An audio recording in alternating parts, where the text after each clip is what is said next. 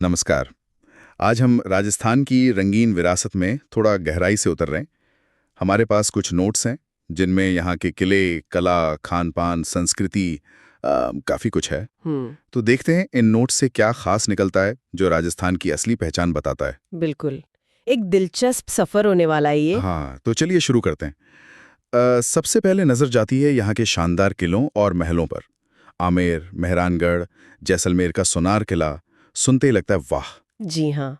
और ये सिर्फ इमारतें तो है नहीं, ये उस जमाने की इंजीनियरिंग, समाज, रणनीति सबका आईना है। सही कहा। जैसे कुंभलगढ़ की दीवार देखिए, दुनिया की दूसरी सबसे लंबी कही जाती है।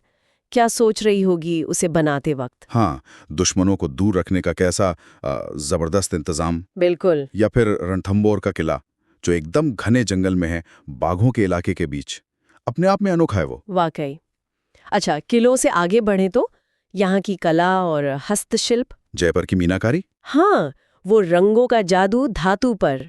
दिलचस्प बात यह है कि ये कलाएं सिर्फ सजावट नहीं थीं।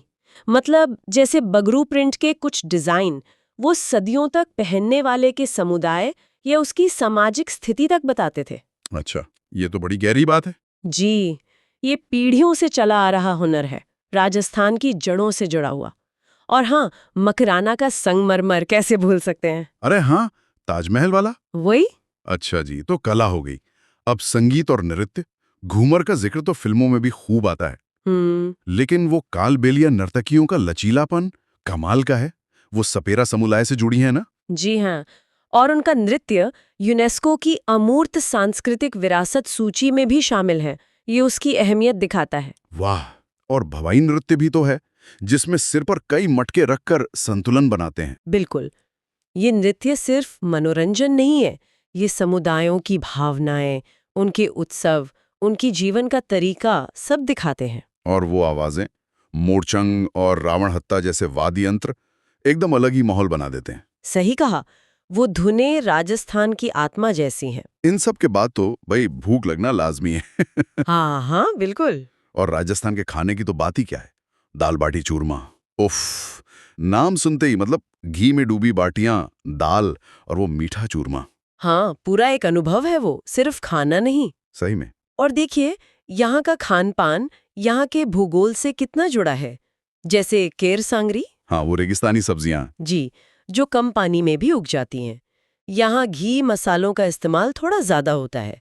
शायद खाने को ज्यादा दिन टिकाने और ऊर्जा के लिए जरूरी था। अच्छा, ये भी एक वजह हो सकती है। और दाल बाटी चूरमा तो मेहमान नवाजी का प्रतीक है वहाँ। हाँ, ये तो है। अच्छा, अब घूमने की बात करें। जयपुर पिंक सिटी, उदयपुर झीलों की नगरी, जैसलमेर का सुनहरा रेगिस्तान और वो किला। फिर माउंट आबू भी है, एकमात्र हिल स्टेशन। और पुष्कर, ब्रह्मा मंदिर और वो ऊंट मेला। हर जगह की अपनी कहानी, अपना आकर्षण है। पुष्कर मेला सिर्फ ऊंटों का मेला नहीं, बल्कि संस्कृतियों का संगम है एक तरह से। सही कहा।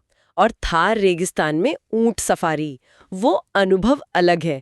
तभी तो ऊंट को रेगिस्तान का जहाज कहते हैं। बिल्कुल। और हाँ, वन्यजीव प्रेमियों के लिए रणथंबोर जैसे टाइगर रिजर्व भी हैं। जी तो ये सब देखते हुए, घूमते हुए एक शाही एहसास तो रहता ही है। हाँ, राजपूतों की वीरता की कहानियां, महाराणा प्रताप, पृथ्वीराज चौहान। हाँ, वो कहानियां वहाँ के लोकगीतों, इतिहास का अहम हिस्सा हैं। और वो पगड़ी, पारंपरिक पोशाकें आज भी लोग शान से पहनते हैं। और जाहिर है, पधारो मारे देश वाली मेहमान नवाजी। सही बात है।